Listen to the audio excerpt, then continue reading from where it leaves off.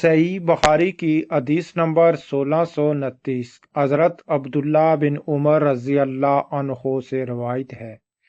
انہوں نے کہا کہ میں نے نبی کریم صلی اللہ علیہ وآلہ وسلم سے سنا ہے، آپ صلی اللہ علیہ وآلہ وسلم سورج طلوع ہوتے اور غروب ہوتے وقت نماز پڑھنے سے روکتے تھے۔ آپ صلی اللہ علیہ وآلہ وسلم سورج طلوع ہوتے اور غروب ہوتے وقت نماز پڑھنے سے روکتے تھے۔ صحیح بخاری کی حدیث نمبر 1630 حضرت عبدالعزیز بن رفیع سے روایت ہے۔ انہوں نے کہا میں نے حضرت عبداللہ بن زبیر رضی اللہ عنہ کو دیکھا کہ وہ نماز فجر کے بعد طواف کرتے اور 2 رکعت پڑھتے تھے۔ صحیح بخاری کی حدیث نمبر 1635 حضرت ابن عباس رضی اللہ عنہ سے روایت ہے کہ رسول اللہ صلی اللہ علیہ وآلہ وسلم پانی پلانے کی جگہ زمزم کے پاس تشریف لائے اور پانی مانگا کہ رسول اللہ صلی اللہ علیہ وآلہ وسلم سبیل کے پاس تشریف لا کر پانی طلب فرمایا، تو حضرت عباس رضی اللہ عنہ نے اپنے بیٹے حضرت فضل رضی اللہ عنہ سے کہا کہ اپنی ماں کے پاس جاؤ اور رسول اللہ صلی اللہ علیہ وآلہ وسلم کے لیے مشروب لاؤ۔ آپ نے فرمایا مجھے یہی پانی پلاؤ۔ حضرت عباس رضی اللہ عنہ نے عرض کیا اللہ کے رسول، لوگ اس میں ہاتھ ڈالتے ہیں، آپ نے فرمایا تو مجھے اسی میں سے پلاؤ۔ چنانچہ آپ نے اس میں سے پیا، پھر آپ چشمہ زمزم کے پاس آئے، وہاں لوگ پانی پلانے کا کام کر رہے تھے۔ آپ نے فرمایا اپنے کام میں مصروف رہو۔ پھر آپ چشمہ زمزم کے پاس آئے اور وہاں لوگ پانی پلانے کا کام کر رہے تھے۔ آپ نے فرمایا اپنے کام میں مصروف رہو، تم اچھا کام کر رہے ہو۔ پھر فرمایا اگر یہ اندیشہ نہ ہوتا کہ تم مغلوب ہو جاؤ گے تو یقیناً میں سواری سے اتر کر رسی اپنے یہاں کندھے پر رکھ لیتا۔ آپ نے اپنے کندھے کی طرف اشارہ کیا۔ پھر فرمایا اگر یہ اندیشہ نہ ہوتا کہ تم مغلوب ہو جاؤ گے تو یقیناً میں سواری سے اتر کر رسی اپنے یہاں کندھے پر رکھ لیتا۔ آپ نے اپنے کندھے کی طرف اشارہ کیا۔ صحیح بخاری کی حدیث نمبر 1636 حضرت ابو ذر رضی اللہ عنہ سے روایت ہے۔ انہوں نے کہا کہ رسول اللہ صلی اللہ علیہ وآلہ وسلم نے فرمایا جب میں مکہ میں تھا تو میرے گھر کی چھت کھلی اور جبرائیل علیہ السلام نازل ہوئے۔ رسول اللہ صلی اللہ علیہ وآلہ وسلم نے فرمایا جب میں مکہ میں تھا تو میرے گھر کی چھت کھلی، یعنی کہ چھت اوپن ہوئی، اور جبرائیل علیہ السلام نازل ہوئے۔ انہوں نے میرا سینہ چاک کیا اور اسے زمزم کے پانی سے دھویا۔ انہوں نے میرا سینہ چاک کیا یعنی کہ سینہ اوپن کیا اور اسے زمزم کے پانی سے دھویا۔ اس کے بعد ایک سونے کا طشت لائے جو حکمت اور ایمان سے بھرا ہوا تھا۔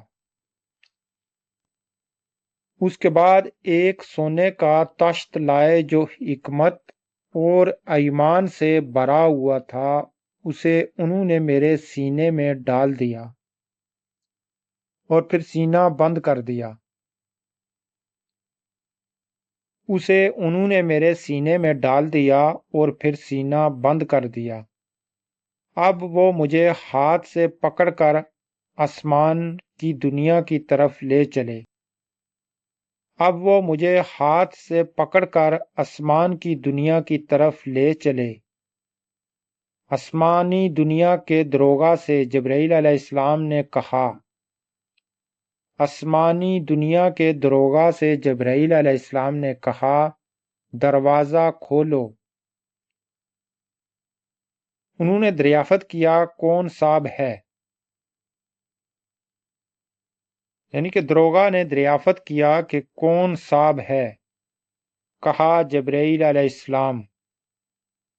صحیح بخاری کی حدیث نمبر 1637 حضرت ابن عباس رضی اللہ عنہ سے روایت ہے،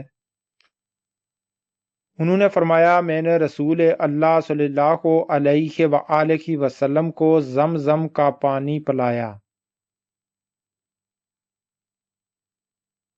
انہوں نے کہا، میں نے رسول اللہ صلی اللہ علیہ وآلہ وسلم کو زمزم کا پانی پلایا تھا، آپ نے پانی کھڑے ہو کر پیا تھا۔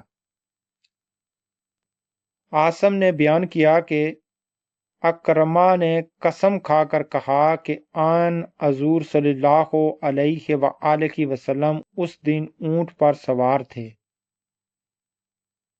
صحیح بخاری کا باب نمبر 77 حج قاہرین کرنے والے کا طواف۔ صحیح بخاری کی حدیث نمبر 1638 حضرت عائشہ رضی اللہ عنہا سے روایت ہے کہ ہم حجۃ الوداع میں رسول اللہ صلی اللہ علیہ وآلہ وسلم کے ہمراہ نکلے اور عمرے کا حرم باندھا۔ پھر آپ نے فرمایا، جس کے پاس قربانی ہے وہ حج اور عمرہ دونوں کا حرم باندھے۔ جس کے پاس قربانی ہے وہ حج اور عمرہ دونوں کا حرم باندھے، پھر وہ حرم کی پابندی سے آزاد نہیں ہوگا۔ پھر وہ حرم کی پابندی سے آزاد نہیں ہوگا جب تک کہ وہ انہیں پورا نہ کرے۔ میں جب مکہ مکرمہ آئی تو حالت ایذ میں تھی۔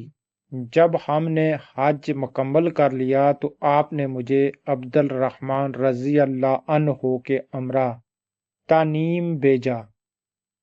تنعیم ایک جگہ کا نام ہے۔ وہاں سے میں نے عمرہ مکمل کیا تو آپ صلی اللہ علیہ وآلہ وسلم نے فرمایا، یہ تمہارے پہلے عمرے کا بدلہ ہے۔ جن لوگوں نے عمرے کا حرم باندھا تھا انہوں نے طواف کیا اور حرام کی پابندی سے آزاد ہو گئے۔ پھر انہوں نے منا سے واپس آنے کے بعد ایک اور طواف کیا، اور جن لوگوں نے حج اور عمرہ دونوں کا اکٹھا حرام باندھا تھا انہوں نے صرف ایک ہی طواف کیا۔ صحیح بخاری کی حدیث نمبر 1640 حضرت نفع رحمت اللہ سے روایت ہے کہ جس سال حجاج عبدل بن زبیر رضی اللہ عنہ کے مقابلے میں لڑنے آیا، جس سال حجاج عبداللہ بن زبیر رضی اللہ عنہ کے مقابلے میں لڑنے آیا تھا، عبداللہ بن عمر رضی اللہ عنہ نے جب اس سال حج کا ارادہ کیا تو آپ سے کہا گیا، عبداللہ بن عمر رضی اللہ عنہ نے جب اس سال حج کا ارادہ کیا تو آپ سے کہا گیا کہ مسلمانوں میں باہم جنگ ہونے والی ہے، اور یہ بھی خطرہ ہے کہ آپ کو حج سے روک دیا جائے۔ آپ نے فرمایا، تمہارے لیے رسول اللہ صلی اللہ علیہ وآلہ وسلم کی زندگی بہترین نمونہ ہے۔ آپ نے فرمایا، تمہارے لیے رسول اللہ صلی اللہ علیہ وآلہ وسلم کی زندگی بہترین نمونہ ہے۔ ایسے وقت میں بھی وہی کام کروں گا جو رسول اللہ صلی اللہ علیہ وآلہ وسلم نے کیا تھا۔ تمہیں گواہ بناتا ہوں کہ میں نے اپنے اوپر عمرہ واجب کر لیا ہے۔ پھر آپ چلے اور جب بیدہ کے میدان میں پہنچے تو آپ نے فرمایا کہ حج اور عمرہ تو ایک ہی طرح کے ہیں۔ میں تمہیں گواہ بناتا ہوں کہ میں نے اپنے عمرے کے ساتھ حج بھی واجب کر لیا ہے۔ میں نے اپنے عمرے کے ساتھ حج بھی واجب کر لیا ہے۔ آپ نے ایک قربانی بھی ساتھ لے لی۔ آپ نے ایک قربانی بھی ساتھ لے لی جو مقام قدید سے خریدی تھی، اس کے سوائے اور کچھ نہیں کیا۔ 10ویں تاریخ سے پہلے نہ آپ نے قربانی کی، نہ کسی ایسی چیز کو اپنے لیے جائز کیا جس سے حرم کی وجہ سے آپ رک